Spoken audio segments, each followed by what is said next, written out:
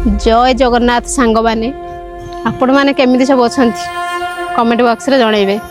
तो मुझे more second blog को आपण मानक स्वागत करुँच। छोट बेलार कथा आम गाँव तो से टीवी फीवी किसी नाला से ब्लैक एंड व्हाइट टीवी थी गाँव गोटे फाड़े आमको देखापी बहुत बस बैटेरी भी चलूला सीडी कैसेट सब चला हुए।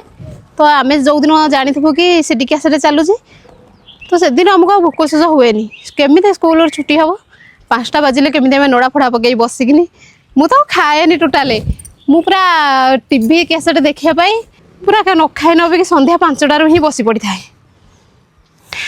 मेचाए खंडे चॉकलेट धरी पकेबी से 8 चॉकलेट तो मु नड़ा पकई बसी पड़े पूरा संध्या 5टारू गाई आसबे तो मुझे जाइए सीधा नड़ा पकईकिनी जगह को आबुरी नहीं ये आज मु बसबी बोली। तो से सब सीरियल दिए सुना कलश से माँ सीरियल आउ एमती सब ब्लैक एंड व्हाइट टीवी रे सब सीरियल फिरियल दिए आम सब देखू बैटेरी से चले माने टीवी से लाइन भी नथिला आम गाँव में से गोटे मोर मन अच्छी से गोटे अतृप्त आत्मा बोले गोटे फिल्मटे बाहर थिला।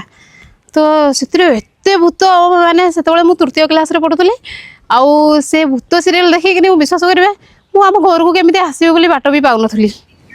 तो यही सब छोट बेलार कथा आपण मानकर भी मन थी जो टीवी नाला आम के माने सब देखापी एक्साइटेड पूरा होगी थाऊ कौ दिन सीडी चलो कौ दिन पुणी सीडी चलता कि पुणी आम कि नुआ नुआ फिल्म देखु कि यही सब कथा रही। जय जगन्नाथ।